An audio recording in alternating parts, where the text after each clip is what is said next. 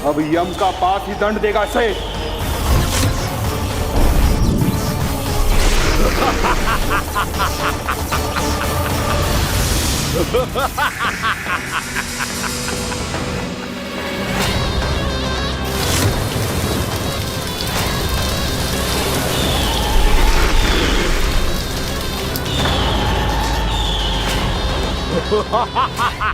तूने जल की धार को भले ही काट दिया हो दुष्ट, पर हिम में धार नहीं होती। अब मेरी हिम शक्ति तुझे जमा कर नष्ट कर देगी।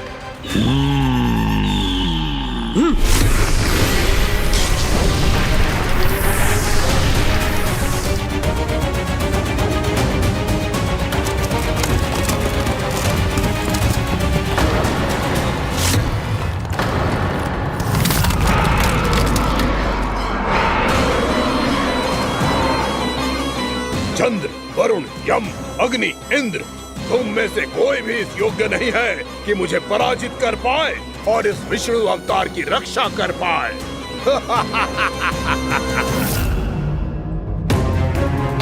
इस असुर को देवता कुछ ना बिगाड़ पा रहे हैं। अब क्या होगा खाने का? बकासुर, मैं अपनी किरणों की ताप से तुझे छलनी छलनी कर दूंगा।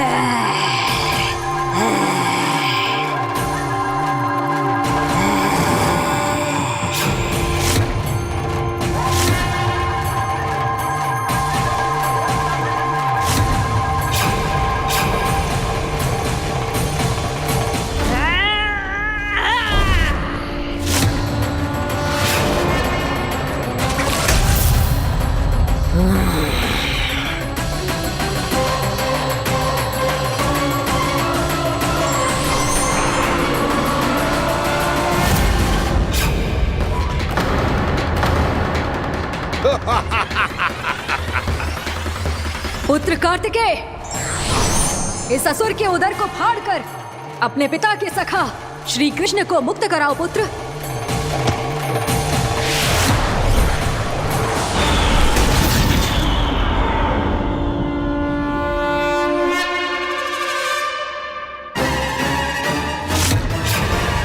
मैंने कहा था, तुम में से कोई भी मेरा बाल भी बांका नहीं कर पाएगा। तुम देवताओं का तो सामर्थ्य ही क्या, स्वयं देवों के देव महादेव भी मेरा कुछ नहीं बिगाड़ पाएंगे। कृष्ण को अपने उदर में ही पचा जाऊंगा मैं।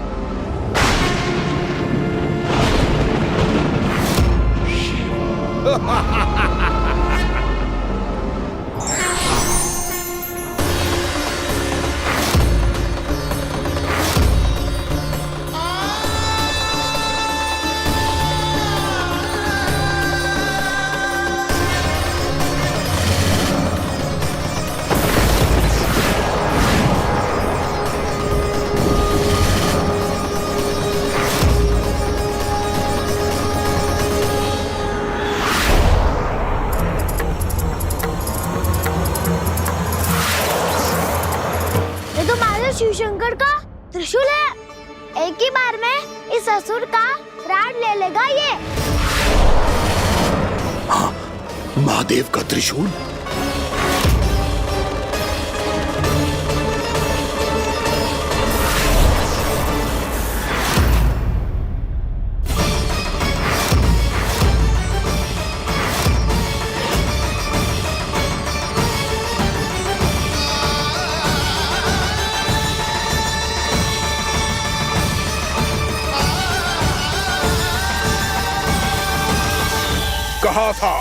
कहा था मैंने, स्वयं महादेव भी मेरा कुछ नहीं बिगाड़ सकते। अजय हूं मैं, अजय।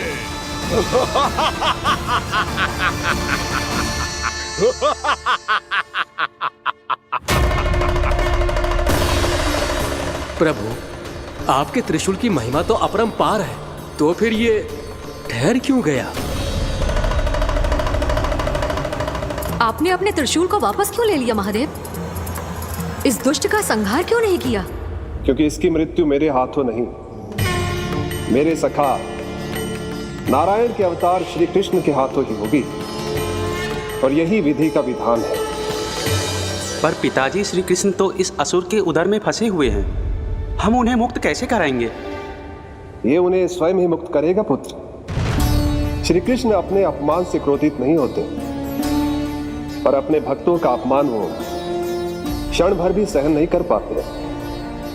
वकासुर यही भूल कर रहा है, हम सबका निरंतर अपमान करके वो उन्हें क्रोध दिला रहा है। वो ये नहीं जानता कि शीघ्र ही उन्हें अपने उदर में रख पाना उसके लिए असंभव हो जाएगा।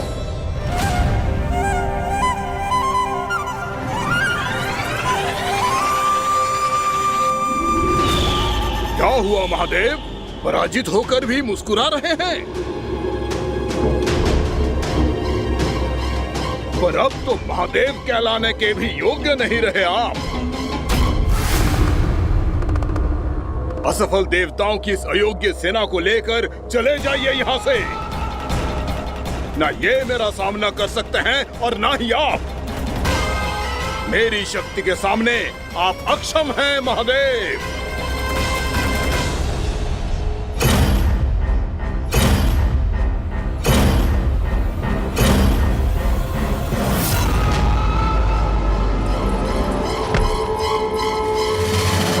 सुधा, जिस दुष्ट ने मेरे लल्ला को निगलो है ना, भीतर से जलेगो, छटपटाएगो, पीड़ा से कराएगो।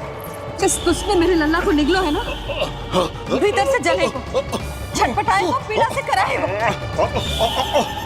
ये क्या हो रहा है मुझे?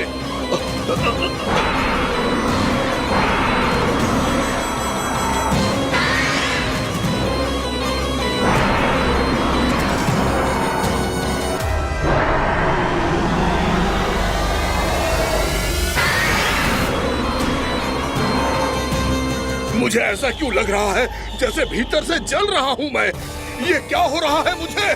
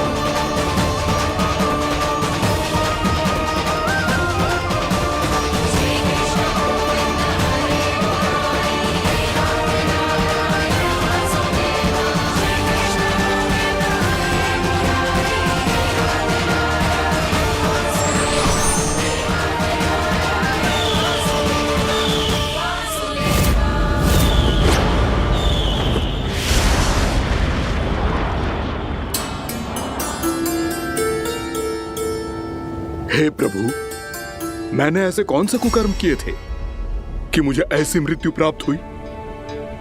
और ऐसे कौन से सुकर्म किए थे? क्या आपके हाथों से मुझे मोक्ष प्राप्त हुआ है प्रभु? में स्मरण करो, हे जरीफ की पुत्र वक्कासुर। स्मरण करो, कैसे अपने पिता की तरह अभिमान से भरे हुए थे तुम। स्मरण करो, कैसे हमें पराजित करने के लिए पूरी सृष्टि को संकट में डाल दिया था तुमने, और हमें विवश होकर पराजय स्वीकार करनी पड़ी थी। स्मरण करो, कैसे तुमने देवराज इंद्र का छत्र चुरा लिया था। पर यह सब भी पर्याप्त नहीं था वक्कासुर। तुम्हारे पापों का घड़ा तब भरा था जब तुमने देवी गंगा के जल में साधना करते हुए जजाली मुनि की तपस्या में व्यवधान डाला था।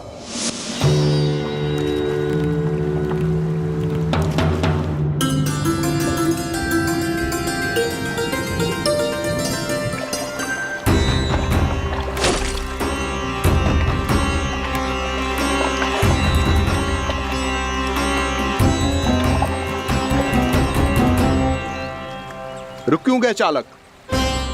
नौका को आगे की ओर ले चलो। आगे बढ़ना उचित नहीं होगा महाराज। यहाँ से कुछ ही दूरी पर जालजली मुनि तपस्या कर रहे हैं। तो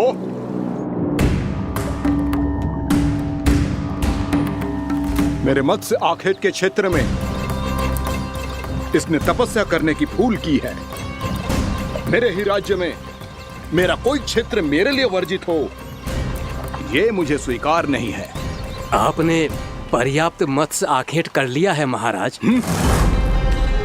यदि तुम इन मछलियों का आहार नहीं बनना चाहते हो, चुपचाप मेरी आज्ञा मानो।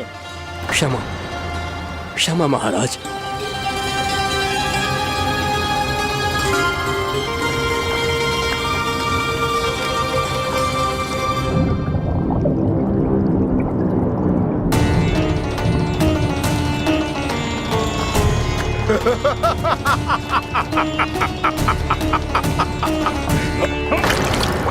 मुनिवर, रक्षा कीजिए, रक्षा कीजिए मुनिवर।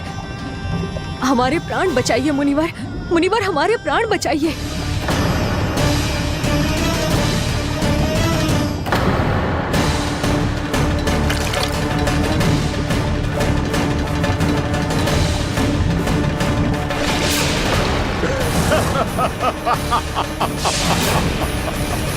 ठहर जाओ असुरराज,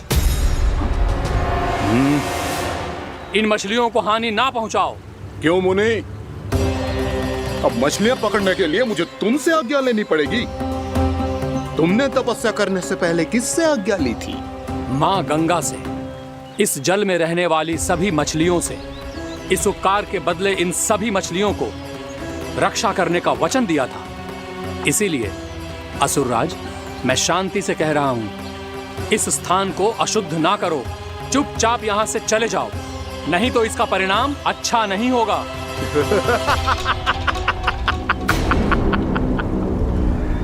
तुम जिन देवताओं की तपस्या कर रहे हो ना मुनि, उन्होंने भी मेरा कुछ नहीं बिगाड़ पाया था, और तुम मुझे धमकी देने का दुस्साहस कर रहे हो।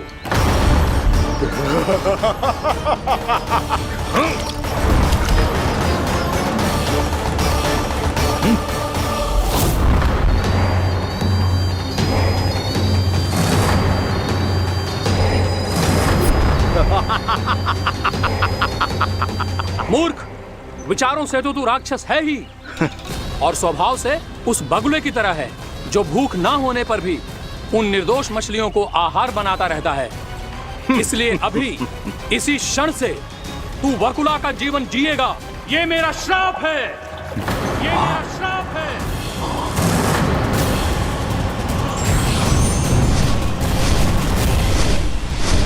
श्राप पाने के बाद तुम्हें आभास हुआ कि तुमने कितना बड़ा अपराध किया था, और तब तुम जजाली मुनि से क्षमा याचना करने लगे।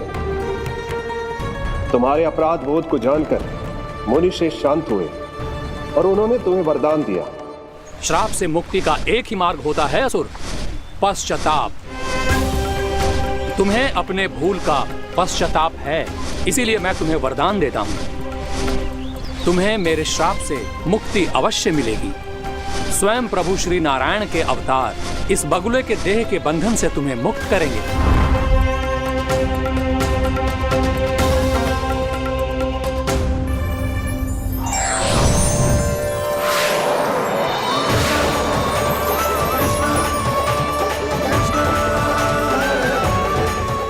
हम स्वीकार करें प्रभु।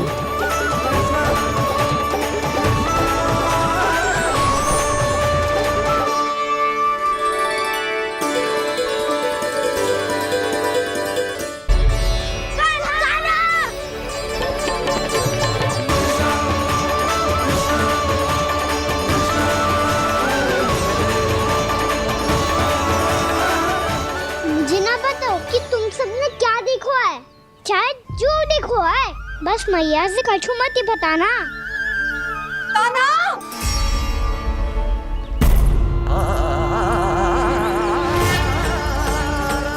कान्हा! मेरा लल्ला!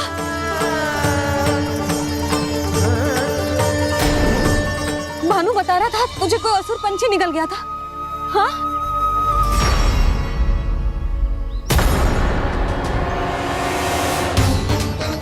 हे नारायण, ये क्या है?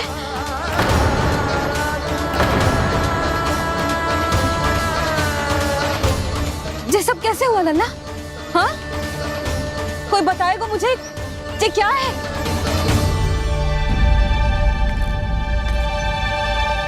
श्रीधामा, मधुमंगल, चिची को सब कुछ बता दो। ये असुर पक्षी मुझे निगलने वाला था रानी भाभी, तभी अंतिम क्षण में कान्हा ने आके मुझे बचा लियो। और ये असुर पक्षी ने कही कि यह है वृंदावन का राजकुमार, नंदराज का लल्ला। इसके होते कोई भी वृंदावन वासियों को हानि ना पहुंचा सकते।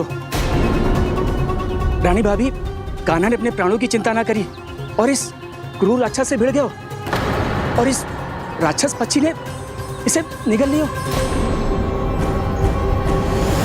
इतना पर्याप्त है भोला काका, सब कुछ बताने की आवश्यकता नहीं है। ये सब देख के सारी बालक मंडली इतनी व्याकुल हो गई कि सबने अपने प्राण अर्पित कर दिए और इस असुर पक्षी से कहे कि हमें खा लो और हमारे सखा को छोड़ दो।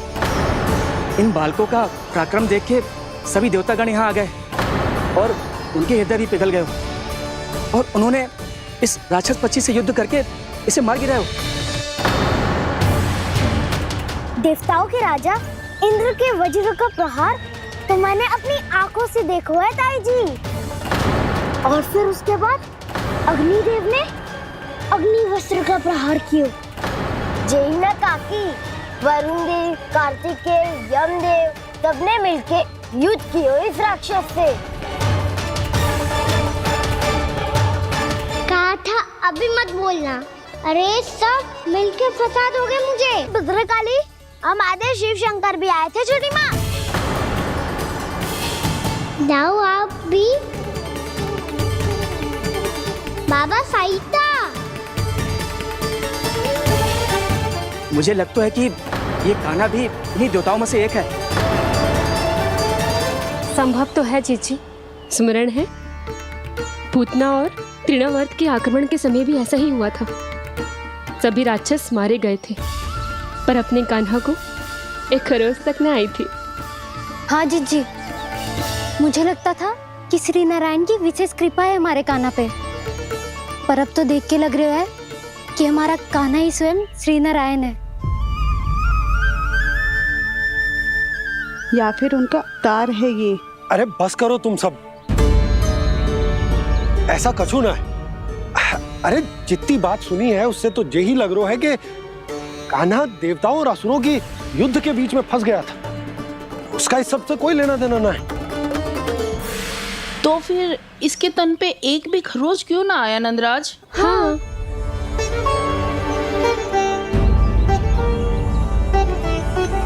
है काकी, खरच तो है।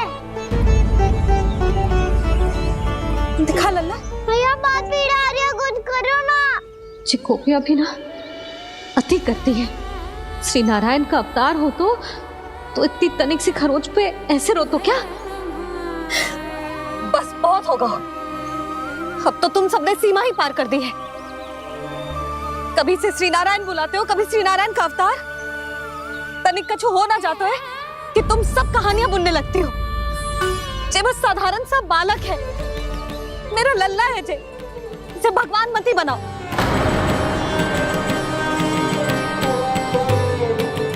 और तू, क्या आवश्यकता थी तुझे यहाँ आने की? हाँ? वो भी मुझे बिना बताए। मेरे साथ छल करके आए हो तू। अब तू घर चल, ऐसा दंड दूंगी ना कि मैया बहुत पीड़ा हो रही है, मैया बहुत पीड़ा हो रही है मैया।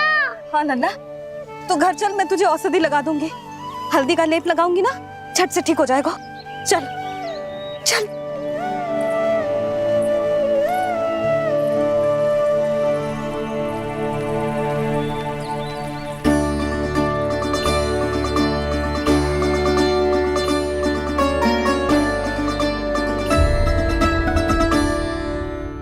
बहुत पीड़ा हो रही है मैया।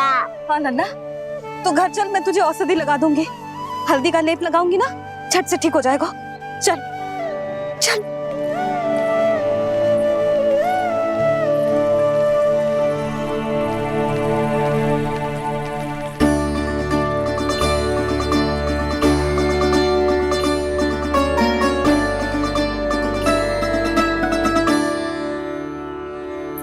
बस लल्ला बस, रो मत। चल चल चल, आजा। अभी औषधि लगाऊंगी ना, तेरी सारी पीड़ा लुप्त हो जाएगी। आजा आजा,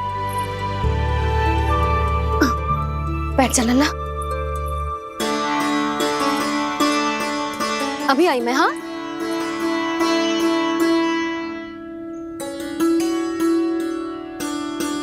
मैया।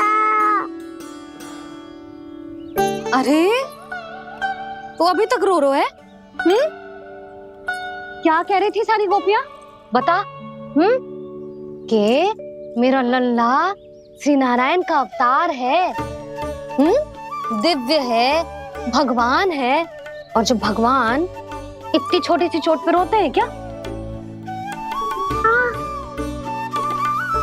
इतनी तो लगी भी ना है तुझे जितना तो तू आ ऊ कर रो है।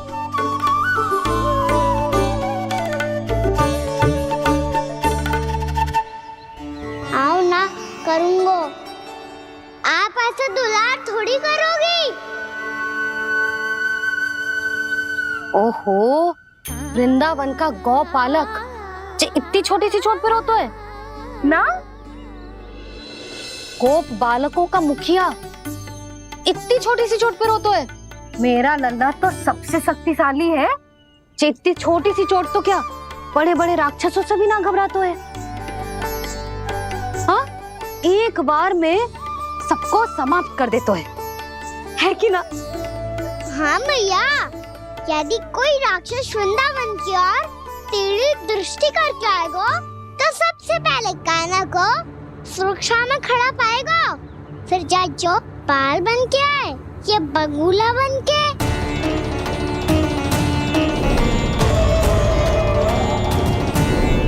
ना लल्ला, सोचो भी मती, वृंदावन की सुरक्षा करना तेरा दायित्व ना है। तुझे और कोई संकट का सामना करने की आवश्यकता ना है। अभी तो मेरी पीड़िता का हरण कर रही थी, अचानक से क्या हो गया मैया को?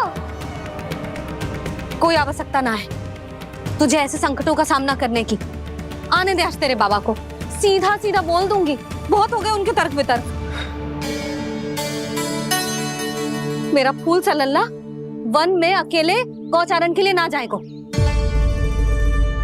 आज बगुले ने निकल लियो, कल कछु और हो जाए तो? नारायण ना करे, कहीं कछु ऊंच नीच तुझे कछु हो जाए तो? मैं तो जीते जी मर जाऊंगी।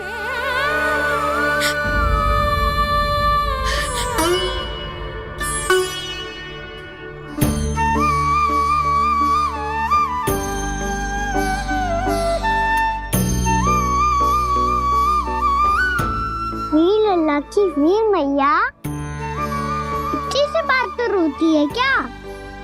क्या करूं कान्हा, तुझे ऐसे बार बार संकट के मुंह में जाते हुए ना देख सकती मैं।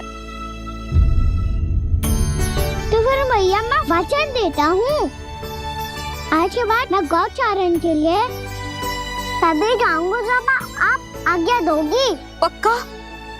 छल ना करेगा ना मेरे साथ? मैंने कब छल करो मैया? अच्छा ठीक है, ना करूँ छल। यदि आपसे पूछे बिना बाहर निकलो तो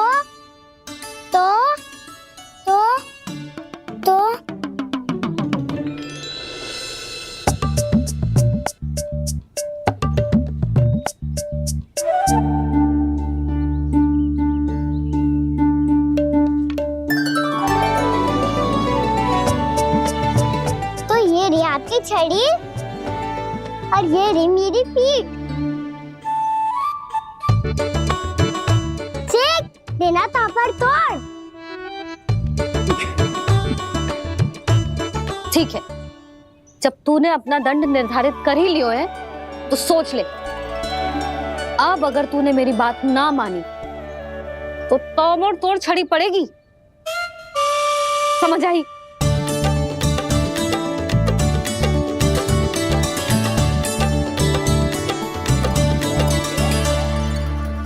अच्छा ही है कि कान्हा कुछ दिन घर ही रहे। आज वन में जो हुआ है अवश्य कंस ने ही करवाए हुए वो सब।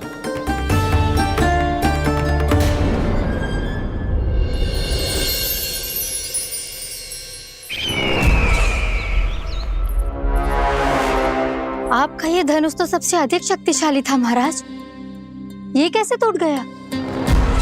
कहीं ये बकासुर की पराजय का संकेत तो?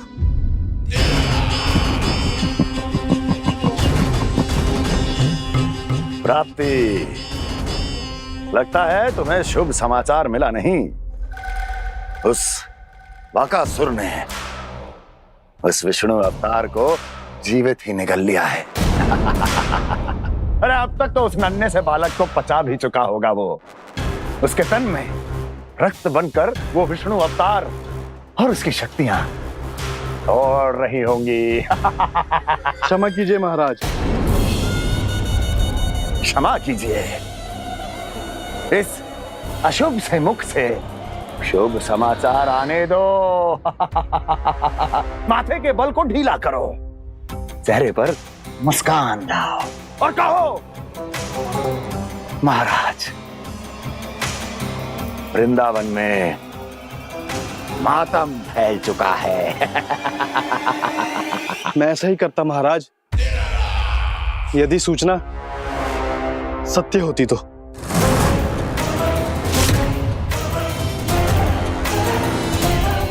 कहना क्या चाहते हो? एक क्षण में सूचना उगलो, अन्यथा मेरा योद्धा बकासुर विष्णु अवतार की तरह तुम्हें भी जीवित निकल जाएगा। आने दो। बकासुर मारा गया महाराज, बकासुर मारा गया महाराज। बकासुर मर चुका है? असंभव। असंभव। बकासुर ने उस बालक को निगल तो लिया था, पर उसकी सुरक्षा करने के लिए सभी देवता वहां प्रकट हो गए, पर फिर भी कोई बकासुर का सामना नहीं कर पाया। और फिर क्या हुआ?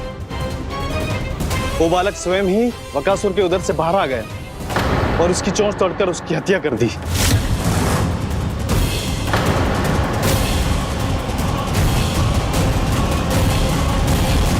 वन में बकासुर की चोंच टूट गई और यहाँ आपका ये धनुष।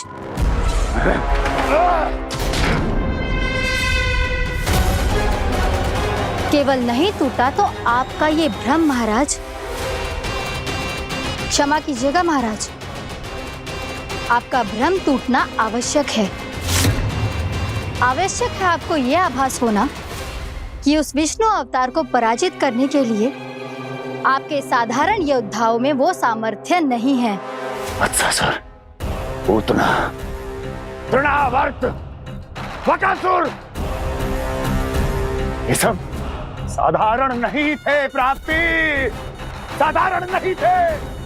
फिर तो ये और भी अधिक चिंता का विषय है महाराज, क्योंकि इसका अर्थ तो यही हुआ कि वो विष्णु अवतार कुछ अधिक ही असाधारण है और उसका सामना करने के लिए और उसे मिट्टी में मिलाने के लिए आपको एक ऐसे अस्त्र की आवश्यकता है जो उसके सामने ना झुके और ना ही टूटे।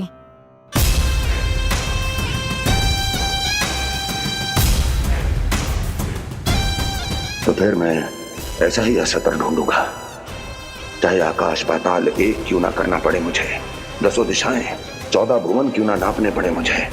मैं उस अस्त्र को अवश्य ढूंढ निकालूंगा जो उस विष्णु अवतार के प्राणों की डोरी इस धनुष की तरह तोड़ सके।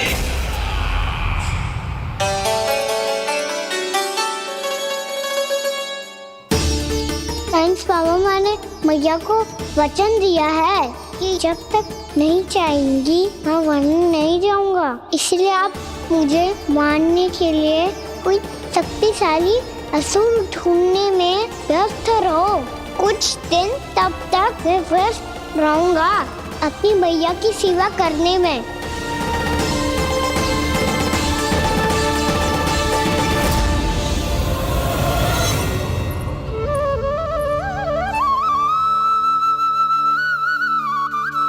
लो मैया, तुलसी जी को चढ़ाने के लिए जल।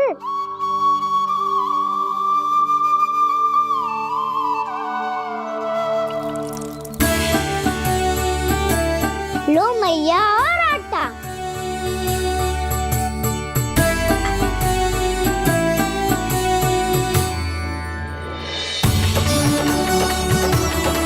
लो मैया, बेलन।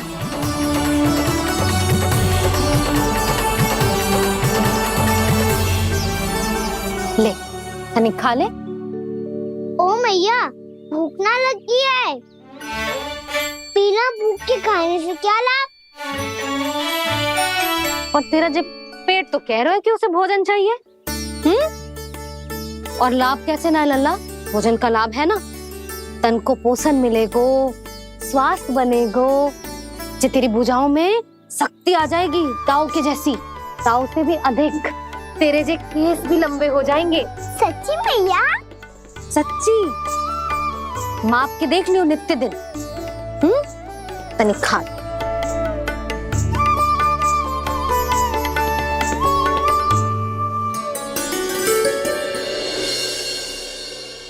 मान के मैया का कहना, छक के भोजन खाते हैं, नित्य मापते भुजा केश, पर ज्यों का त्यों ही पाते हैं।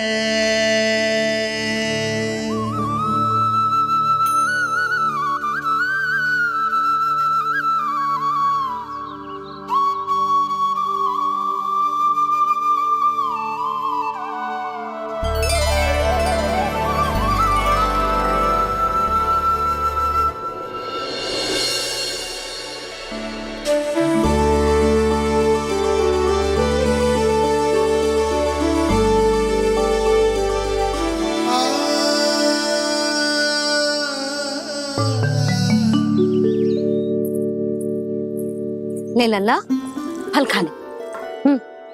ना, मुझे ना खाने फल वल। क्यों? लंबे केस और शक्तिशाली भुजाएं ना चाहिए? व्यर्थ है ये सब।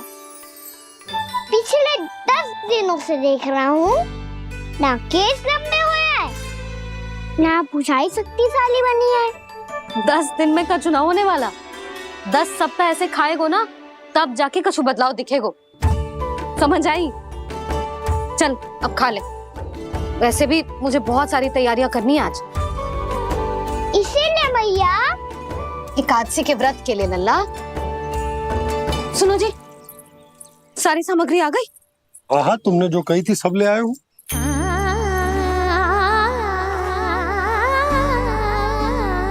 इसमें नारियल तो है ही ना, उसके बिना मैं एकादशी की पूजा कैसे करूंगी? यशोदा, मैंने भोला से कह दिया, वो लेकर आते ही होगा। घबराओ मत। कैसे ना घबराओ जी, आपको पता है ना एकादशी का व्रत मेरे लिए कितना महत्वपूर्ण है। पता है। अरे इसमें तो दिए भी ना है। दिए ना है? अब मैं अभी लेकर आता हूँ। आप रहने दो, मैं ही लेके आती हूँ। भक्त भोला राम के यहाँ से है। भक्त भोला राम? मेरा अर्थ है कुमार भोला यहाँ के यहाँ से। हाँ हाँ, वो ही।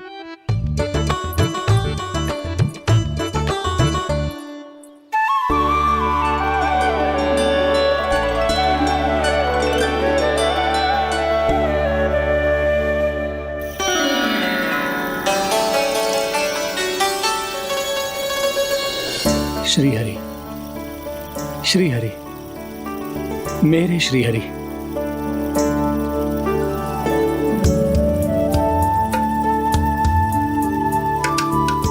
मेरे श्रीहरि।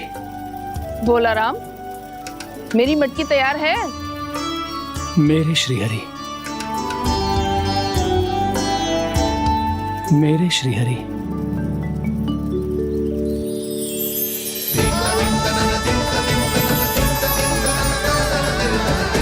भोला राम,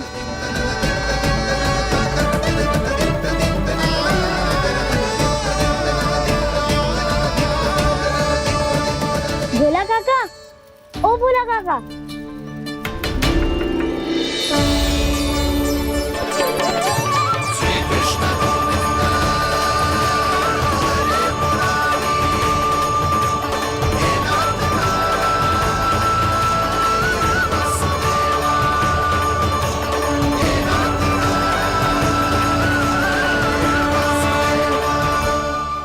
श्री हरि प्रसन्न हो गए।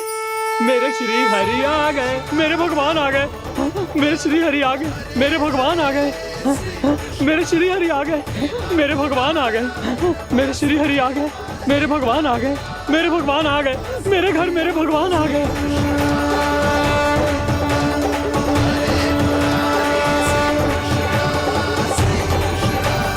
मेरे घर आ गए, मेरे श्री हरि आ गए। हाँ, मेरे श्री हरि आ गए। जे तो बावले थे ही, अब बालकन को भी साथ में मिला लिए। उज्जवल क्या कर रहा है? अरे ठहर जा भोला।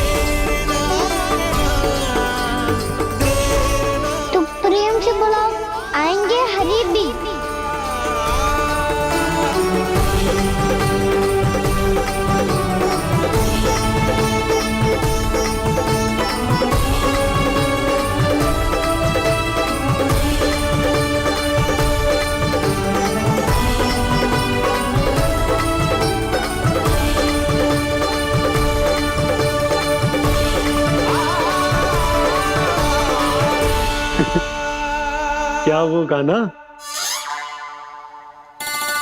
किसकी धुन में झूम रहा तू? निर्मल निशा भक्ति की धुन में।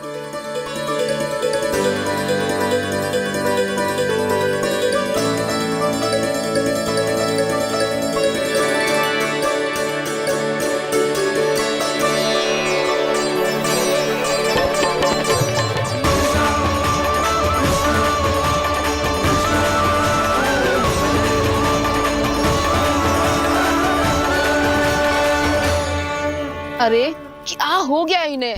पावले हो गए हैं क्या? ठहरो, कोई आवश्यकता ना है ऐसे बावलों की तरह नाचने की।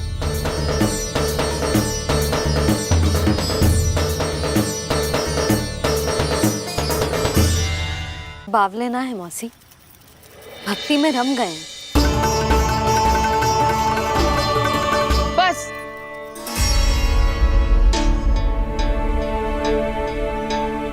हम सब कब से खड़े हैं यहाँ, पर तुम्हें कुछ ध्यान ही रहा है।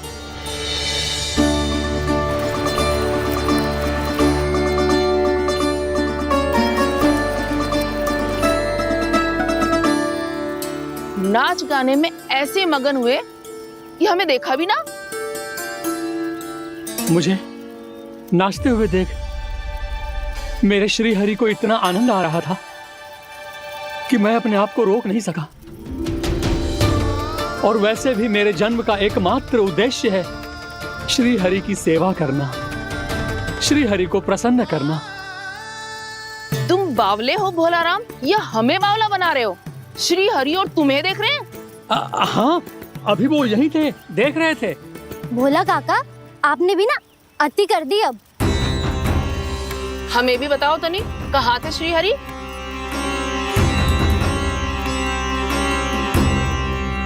ना जाने अपना उपहास करवाने में क्या आनंद आता है इन्हें। देखो, अब तुम सच मानो या झूठ, लेकिन हमरे श्री हरि यहीं थे, इसी चाक पर अभी। हाँ। लो, सुन लो इस मूर्ख की बात। श्री हरि को और कोई स्थान ना मिलो जो इसके मिट्टी के चाक पे आकर बैठेंगे। श्री हरि को और कोई स्थान ना मिलो जो इसके मिट्टी के चाक पे आकर बैठेंगे। श्री हरि को और कोई स्थान ना मिलो जो इसके मिट्टी के चाक पे आकर बैठेंगे।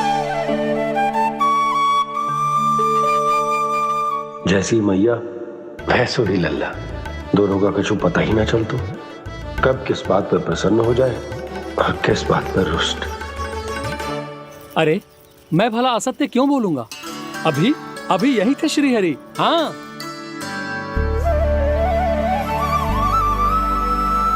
हाँ, जैसे श्री हरि को तो कोई कार्य है ही ना, वो तो आतुर होके बैठे रहते हैं कब तुम हरि हरि बुलाओ और वो दौड़े चले आए।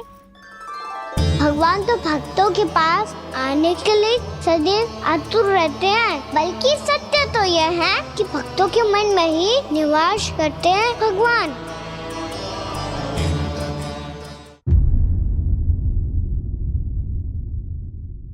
मैं भला असत्य क्यों बोलूंगा?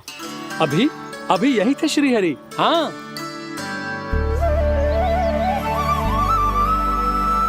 हाँ, जैसे श्री हरि को तो कोई कार्य है ही ना, वो तो आतुर होके बैठे रहते हैं कब तुम हरि हरि बुलाओ और वो दौड़े चले आए। भगवान तो भक्तों के पास आने के लिए सदैव आतुर रहते हैं, बल्कि सत्य तो यह है कि भक्तों के मन में ही निवास करते हैं भगवान। भगवान तो भक्त के पास आने के लिए सदैव ही आतुर रहते हैं शंकरी मौसी। बल्कि सच्ची बात तो ये है कि भगवान हमारे मन में ही निवास करते हैं। कम से कम तू तो इसे बढ़ावा मत दे जशोदा। जब देखो जब हरि नाम की रट लगाए रहते है। हरि बोलते बोलते ऐसो बावलो होता है कि सारा कार्य भूल जाता है। 2 दिन से अपनी मटकी के लिए चक्कर काट रही हूँ। अभी तो एक चक्कर और लगाना होगा आपको। आपकी मटकी तैयार हो गई है, अभी लाता हूँ।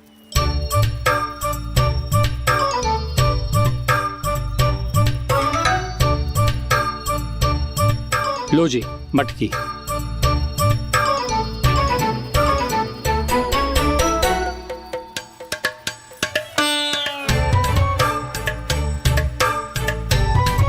इस कच्चे मटके का क्या करूं मैं?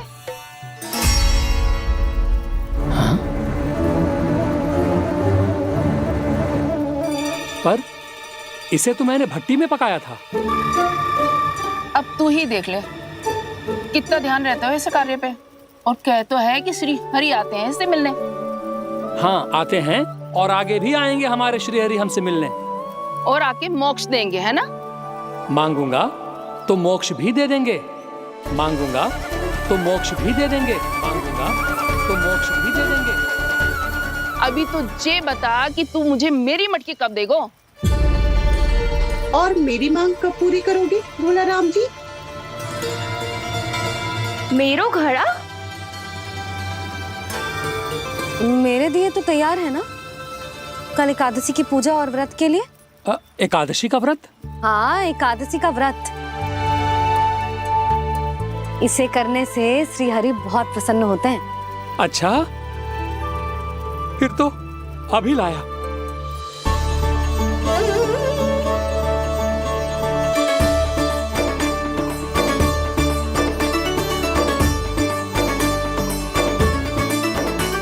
लो जी आपके दिए।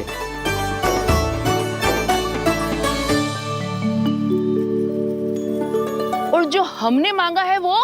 बाकी सब शेष द्वादशी के दिन मिलेगा, क्योंकि कल मैं भी एकादशी का व्रत रखूंगा, क्योंकि कल मैं भी एकादशी का व्रत रखूंगा, क्योंकि कल मैं भी एकादशी का व्रत रखूंगा।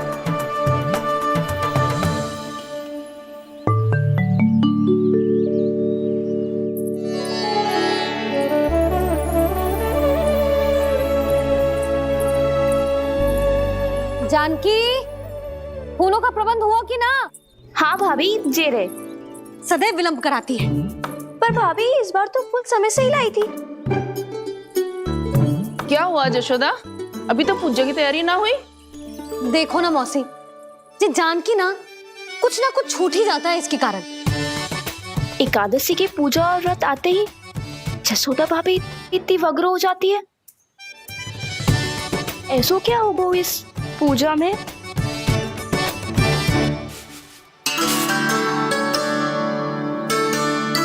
ये थाली में रोली चंदन रखने से, दिया जलाने से के होगो? आपको पता भी है एकादशी का व्रत क्यों रखते हैं? क्या महत्व है इसका? लो, जे तो मैं जसोमती रानी से पूछना भूल ही गया। पर हाँ भगवान, मेरे लिए इतना ही पर्याप्त है कि इस व्रत को रखने से मेरे श्रीहरि हमसे प्रसन्न हो जाएंगे।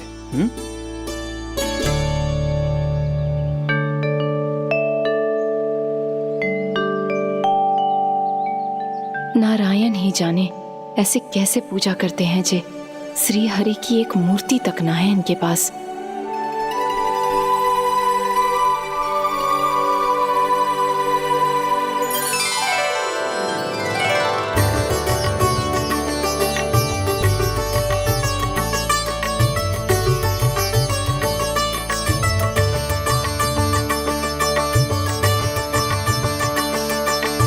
प्रभु, न तो मेरे पास मूर्ति है और ना तो इस व्रत के विधि विधान के बारे में मुझे जानकारी है और ना ही मुझे इसके महत्व के बारे में जानकारी है, पर फिर भी मैं करना चाहता हूं।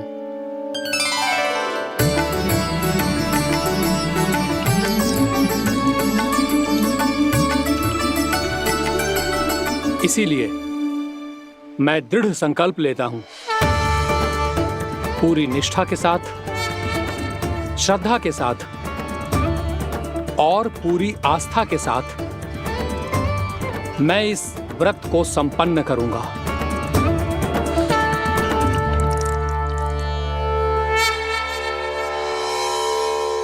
हम संकल्प लेते हैं कि एकादशी के व्रत को पूरी निष्ठा के साथ संपन्न करेंगे।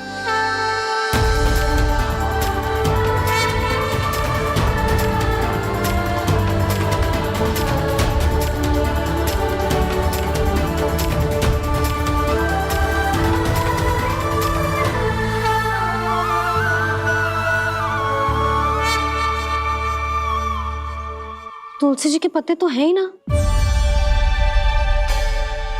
श्री नारायण को तुलसी जी के पत्ते के बिना भोग ना चढ़तो है। जानकी, तुलसी के पत्ते कहाँ हैं? भाभी, मैं तो कब से यही पूछना चाह रही थी कि तुलसी के पत्ते लाऊं क्या, पर आप तो व्यस्त थी ना। तुझे कितनी बार समझाओ है ना, यदि तेरे कछु करने से किसी और की कोई हानि ना हो रही हो या किसी के अच्छे कार्य में सहायता हो रही हो तो मुझसे आज्ञा लेने की आवश्यकता ना है। समझ गई भाभी, आगे से जाना उनको। ले अभी लेकर आती हूँ।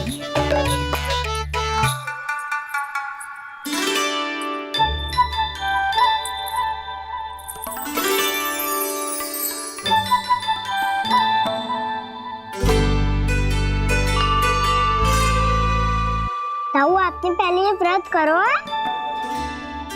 आपको इसका महत्व पता है? भाभी चलो। जानकी, तुमने ये व्रत करो है, फिर तुमको इसका महत्व पता है? सुमति जी, आपको पता है इसका महत्व? कान्हा, क्यों तंग कर रहे हो सबको? मैया, सबने करो ये व्रत, मुझे भी करना है।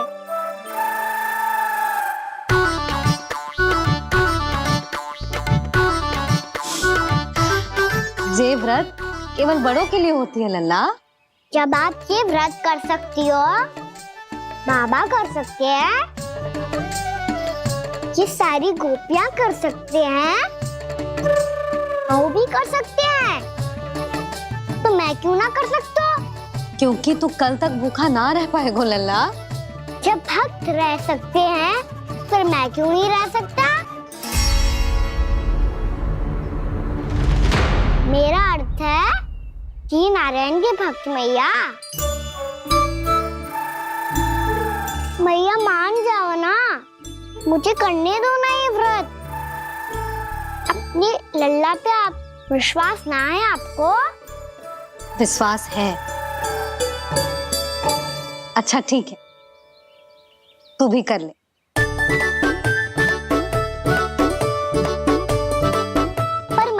व्रत की कथा तो सुनाओ, मैं तो अबध हूँ ना।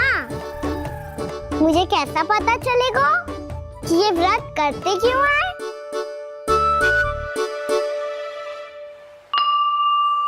प्रभु, मुझ अबोध को कैसे पता चलेगा कि इस व्रत का क्या विधि विधान होता है और क्यों रखा जाता है और इसका महत्व क्या होता है?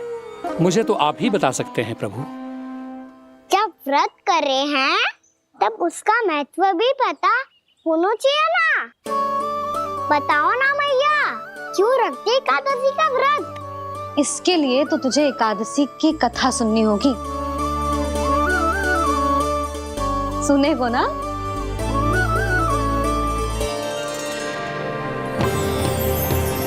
वसुदेव सुतं देवं कंसचाणूरमर्दनम् श्रीहरि, यशोदा परमानंदम् कृष्णं वन्दे जगद्गुरुम्। वाह प्रभु, अपने भक्तों को एकादशी व्रत का महत्व समझाने का अच्छा उपाय खोज निकाला है आपने।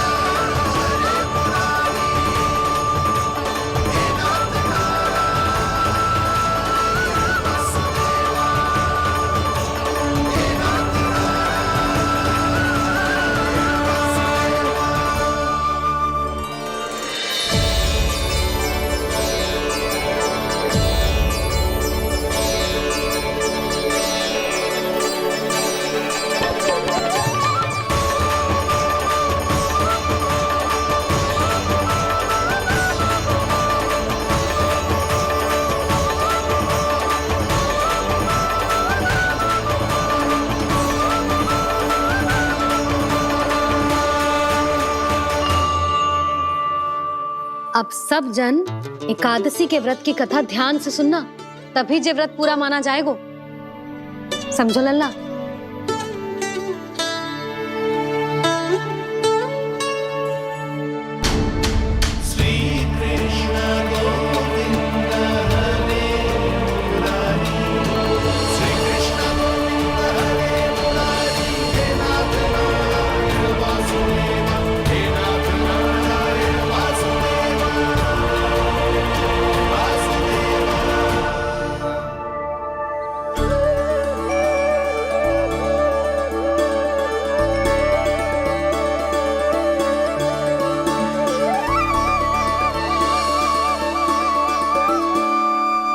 सतयुग में चंद्रावती नाम के नगर में मूरा नाम का एक असुर राज्य करता था।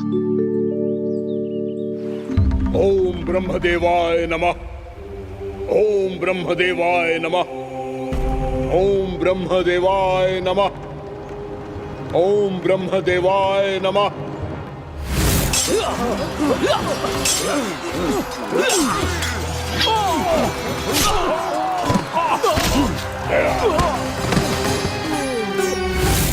ओम ब्रह्मदेवाय नमः।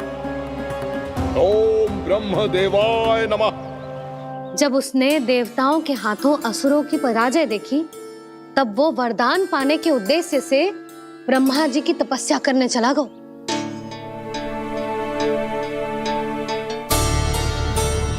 शीघ्र ही मूरा की तपस्या सफल हो गई और ब्रह्मदेव जी उससे प्रसन्न हो गए। ओम ब्रह्मदेवाय नमः। ओम ब्रह्मदेवाय नमः। ओम ब्रह्मदेवाय नमः। ओम ब्रह्मदेवाय नमः। ओम ब्रह्मदेवाय नमः। ओम ब्रह्मदेवाय नमः। ओम ब्रह्मदेवाय नमः। ओम ब्रह्मदेवाय नमः। मूरा, प्रणाम ब्रह्मदेव। तुम्हारी तपस्या सफल हुई। बोलो, तुम्हें क्या वर चाहिए? सृष्टि के रचयिता ब्रह्मदेव, कृपया मुझे ऐसा वरदान दीजिए जिसकी सहायता से मैं त्रिलोकी विजयी बन जाऊं और कोई देवता मुझे पराजित ना कर सके। यहां तक कि देवताओं के रक्षक, सृष्टि के संचालक भगवान श्री विष्णु के लिए भी मैं अपराजय रहूं। तथास्तु, तथास्तु, तथास्तु। प्रणाम ब्रह्मदेव।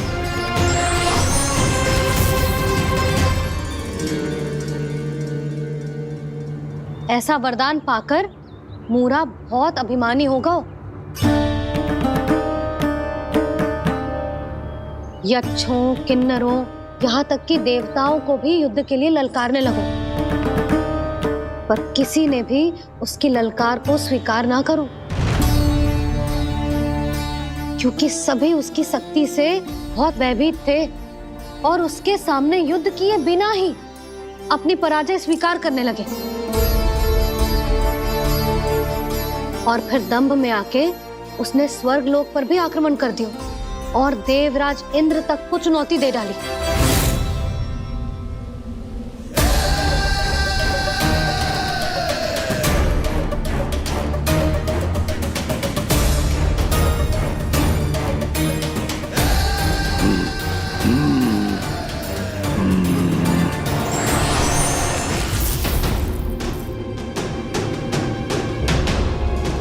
मैं प्रतीक्षा कर रहा हूं देवराज, क्या उत्तर है तुम्हारा? मुझसे युद्ध करोगे या फिर बिना लड़े ही पराजय स्वीकार कर मेरे अधीन हो जाओगे और सौंप दोगे मुझे अपना ये स्वर्ग लोक? सारी शक्ति तुम्हारे मुख में है या कुछ बाहुबल भी है तुम्हारे पास? मैं तुम्हारी चुनौती स्वीकार करता हूं मूरा, मैं तुम्हारी चुनौती स्वीकार करता हूं मूरा।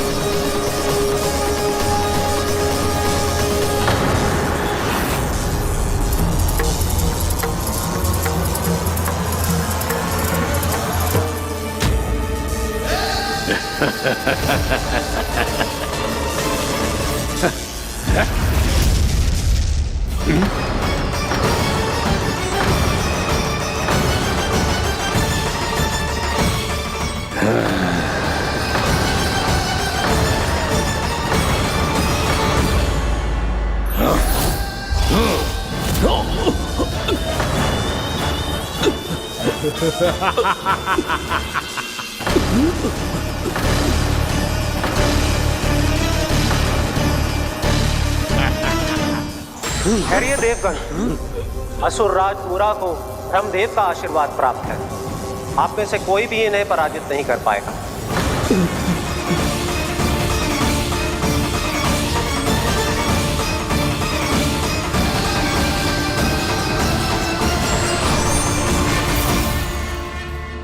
एक अवसर और देता हूं देवराज, युद्ध या अधीनता,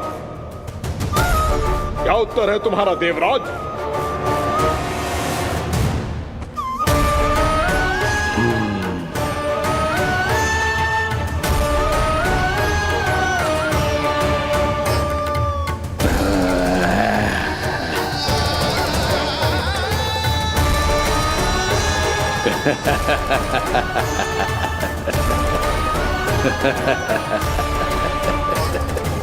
इंद्र और सभी देवताओं ने मूरा के आतंक में आके उससे भयभीत होके अपना सिंहासन छोड़ दियो।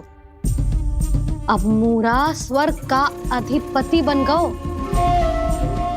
और शीघ्र ही उसने अन्य सभी असुरों को स्वर्ग में निवास करने के लिए आमंत्रित कर दियो।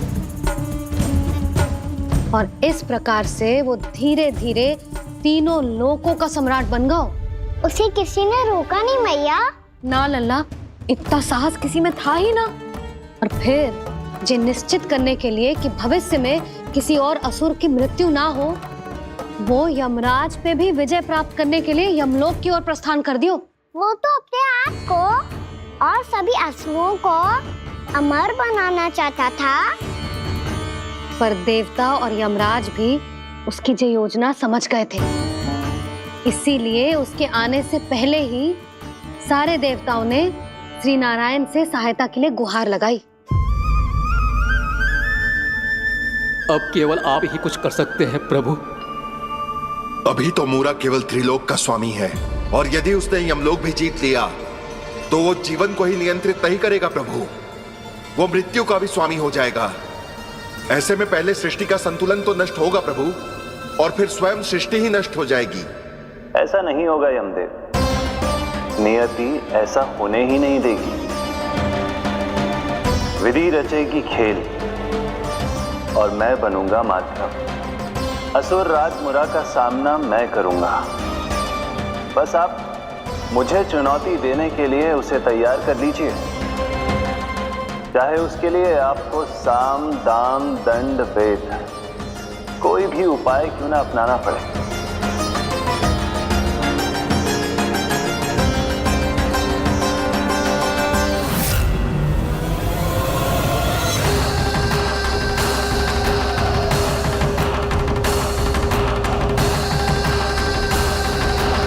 आप तो मेरी प्रतीक्षा में पहले से ही खड़े हैं यमदेव।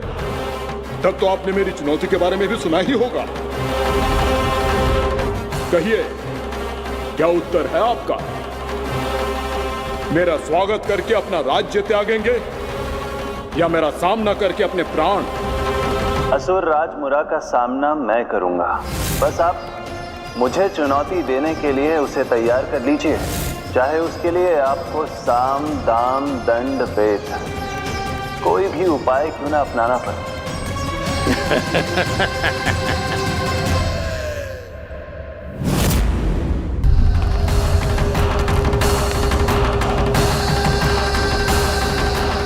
आप तो मेरी प्रतीक्षा में पहले से ही खड़े हैं यमदेव। तब तो आपने मेरी चुनौती के बारे में भी सुना ही होगा। कहिए, क्या उत्तर है आपका? मेरा स्वागत करके अपना राज्य त्यागेंगे या मेरा सामना करके अपने प्राण? हे असुर श्रेष्ठ, मैं आपकी अधीनता स्वीकार करने के लिए तैयार हूं। बस एक विनती है मेरी।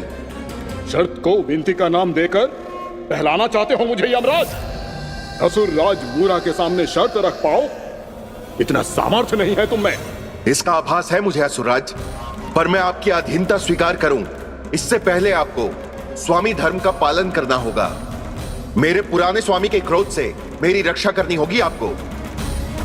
कौन है तुम्हारा पुराना स्वामी? भगवान श्री नारायण।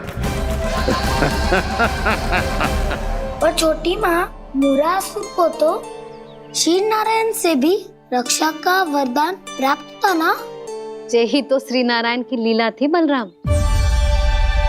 पर वो राक्षस अपने दम में जे समझ ही ना पाओ कि वो क्या भूल करने जा रहा है, और पहुंच गो भगवान श्री नारायण को चुनौती देने के लिए।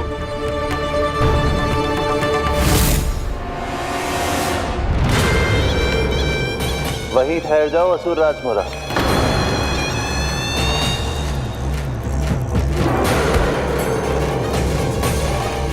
यहाँ क्यों आए? आपको पराजित करने और ये वैकुंठ जीतने, ताकि मैं यमलोक का स्वामी बन सकूं। फिर आओ, युद्ध भूमि में मेरा सामना करो।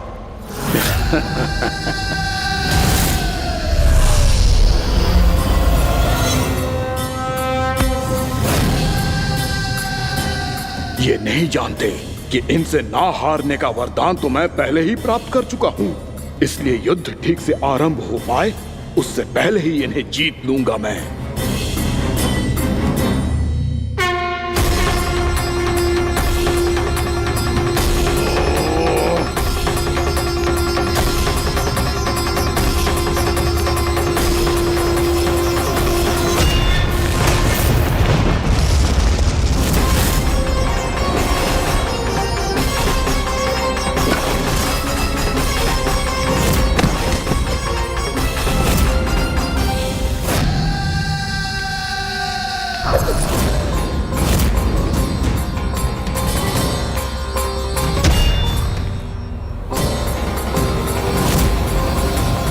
और इस प्रकार जे युद्ध वर्षों वर्षों तक चलता रहो। दोनों योद्धा पूरे ब्रह्मांड में अनेक अस्त्रों शस्त्रों के साथ युद्ध करते रहे।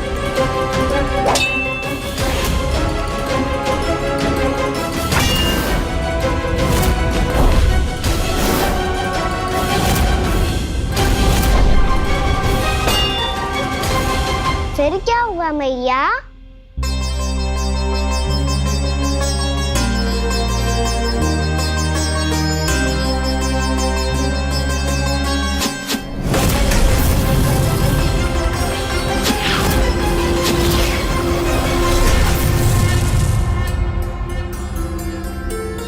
उस युद्ध को कभी समाप्त हुआ हो, पर कैसे? शीघ्र ही वो राक्षस थक गौ लल्ला।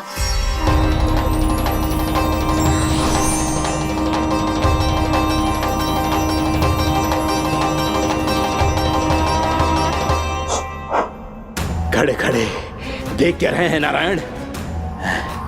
आक्रमण कीजिए, वध कर दीजिए मेरा।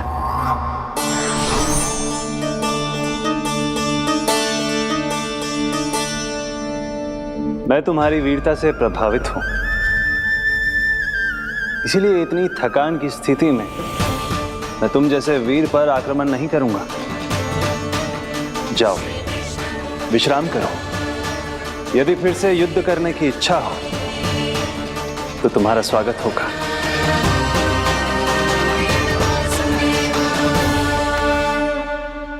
जे कह के श्री नारायण बद्रिका आश्रम चले गए और वहां हिमवत नाम की एक कंदरा में ध्यान लगा के बैठ गए। उधर वो राक्षस विश्राम करने लगो। अनेकों दिन बीत गए और अब वो राक्षस मूरा फिर से स्वस्थ होके बलवान हो गया था। उसने अपनी सारी शक्ति फिर से प्राप्त कर ली थी। श्री नारायण ने उस पर दया करी थी, पर वो फिर से श्री नारायण को छलने को तैयार होगा।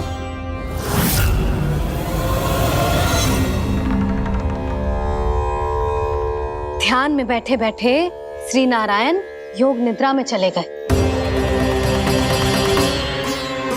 पर दुष्ट मूरा इसी अवसर का लाभ उठा के उनकी कंदरा में घुस आयो ताकि वो सोते हुए श्री नारायण पे आक्रमण कर सके।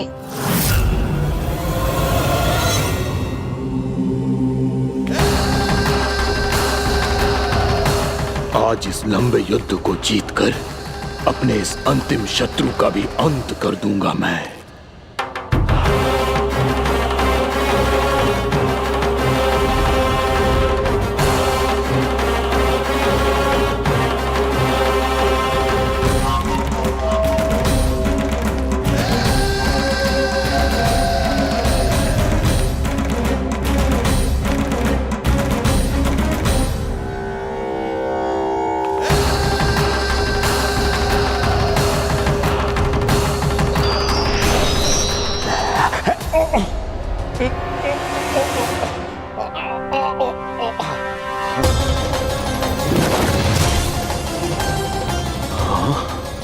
दुष्ट राक्षस, प्रभु ने तुझ पर दया की, तुझे संभलने का अवसर दिया। तू इन्हीं पर ही छल से वार करने चला है।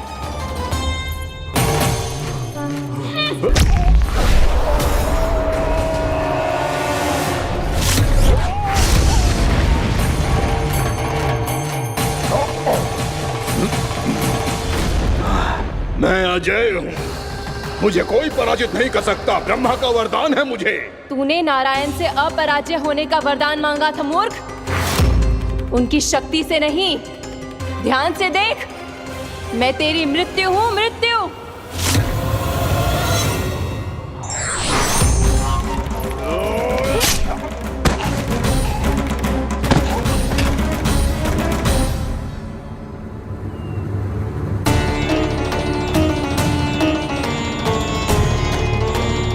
वो देवी कौन थी छोटी माँ? और कौन बलराम, वो ही तो थी देवी एकादशी।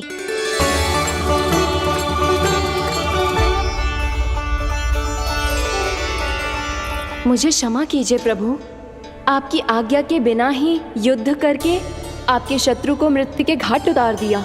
क्षमा नहीं, आपकी तो प्रशंसा होनी चाहिए देवी। असुर राज को मारकर आपने सभी देवताओं को मुक्त करवाया है। इस पापी के अहंकार से तीनों लोकों की रक्षा की है आपने।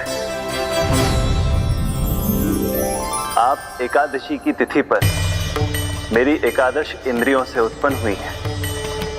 इसीलिए मेरे सभी भक्त आपको उत्पन्न एकादशी के नाम से जानेंगे। सभी तिथियों में आपका स्थान सर्वश्रेष्ठ होगा। जिस तरह आपने राक्षस के आक्रमण से मेरी रक्षा की है, उसी प्रकार एकादशी के दिन व्रत करके जो भी भक्त आपकी कथा सुनेगा, मैं स्वयं उसकी रक्षा करूंगा।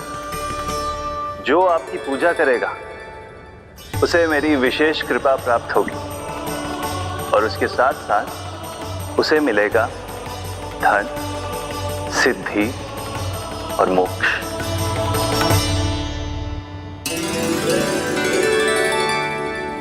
इसीलिए आज के दिन व्रत रखने का बहुत अधिक महत्व होता है।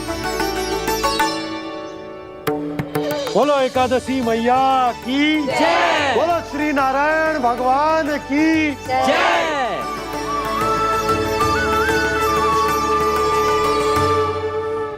प्रभु की कृपा से एकादशी का महत्व भी पता चल गो और मेरा व्रत भी सफल होगा। अभी नहीं भूला राम, एकादशी का व्रत पूरी तरह तभी सफल होता है जब द्वादशी के दिन उसे पूरा किया जाता है।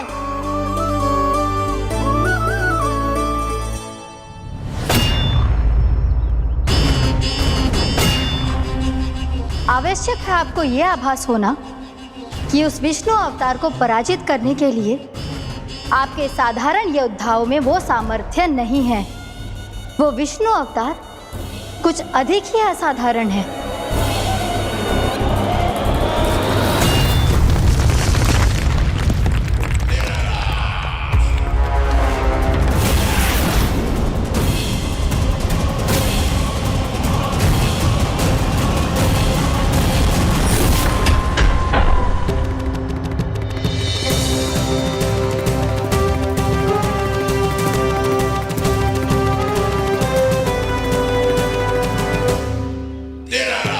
अब मैं दिखाऊंगा उस विष्णु अवतार को असाधारण शत्रु क्या होता है।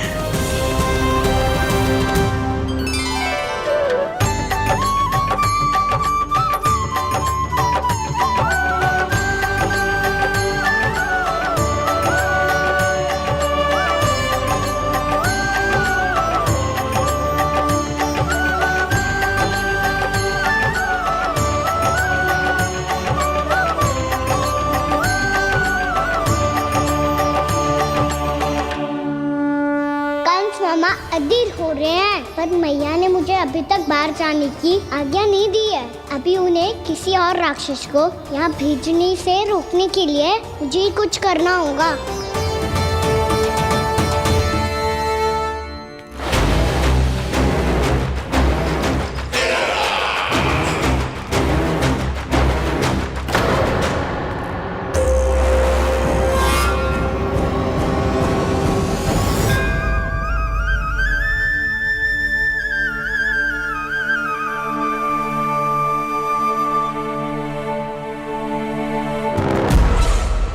कौन हो तुम? बचपन से ही मुझे मारने का सपना देख रहे हैं, फिर मुझे ही नहीं पहचानते।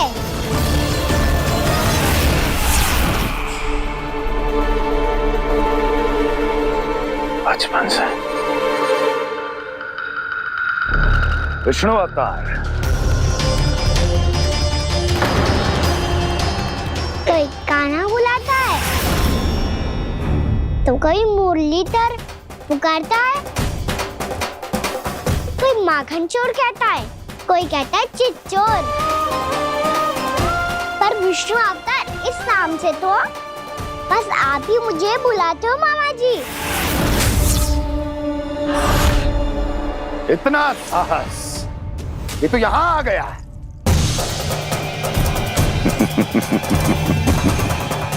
यहां आ तो गया तू विष्णु अवतार, किंतु यहां से जीवित नहीं जाएगा।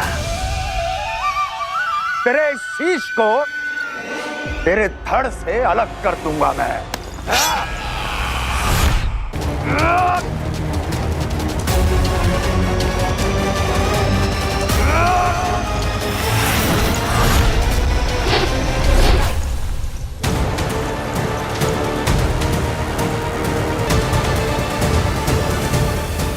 कहाँ देख रहे हो मामा जी?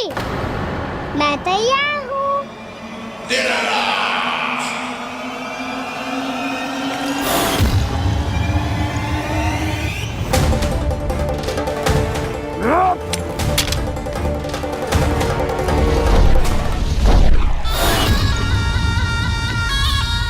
मामा जी, आप सदैव इसी तरह क्रोध में रहते हो क्या?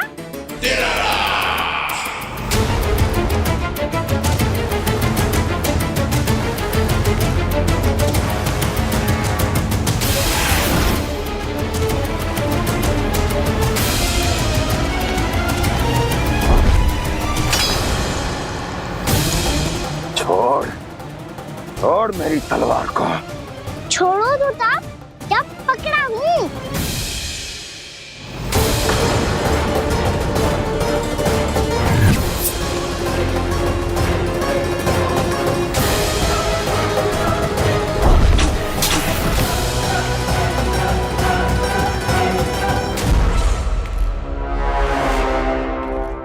मामा जी,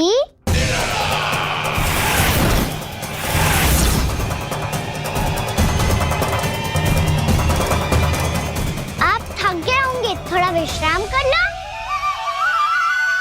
आपका तो पता नहीं, मैं अवश्य थक गया हूँ।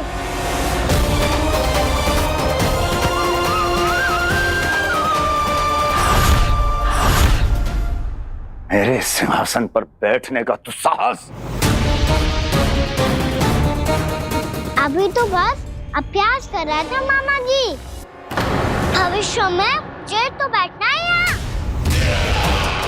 आपने बल प्रयोग करके से अपने पिताजी से छीना था। मैं आपसे छीन लूंगा। जो छल और बल से लिया जाए वो अधिक समय तक टिकता नहीं है मामा जी।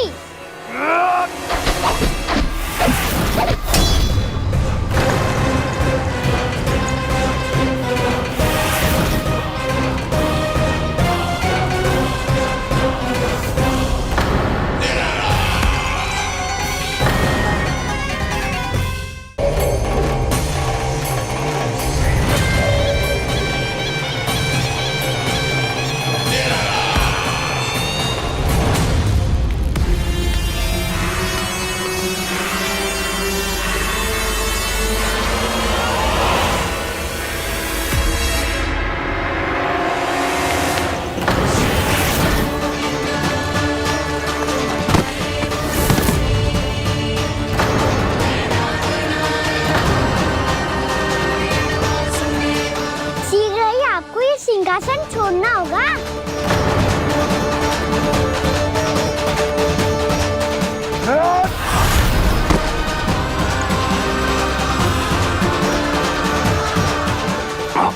वो मेरा सिंहासन छीनना चाहता। वो आ रहा है, वो आ रहा है। सैनिकों,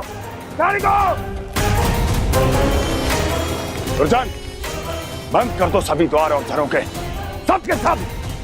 इसकी हर संभावना पर इतना कड़ा पहरा बिठा दो कि ना तो कोई महल के भीतर आ सके, ना कोई बाहर जा सके।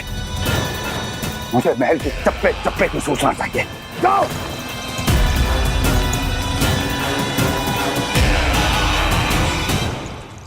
सिंहासन।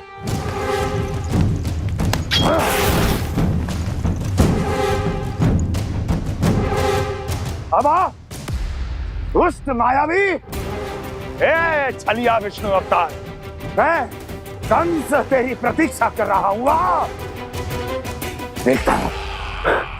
देखता हूँ मेरे सिंहासन पर कैसे बैठता है तू। मुझे तो बस कुछ समय चाहिए था, वो मिल गया। अब करते रहिए आप प्रतीक्षा।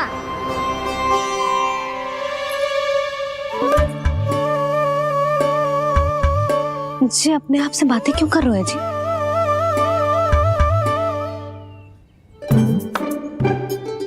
आप मुस्कुरा क्यों रहे हो? ना कछु ना। बताओ क्यों मुस्कुरा रहे हो? तुम्हीं पर गए हैं जी।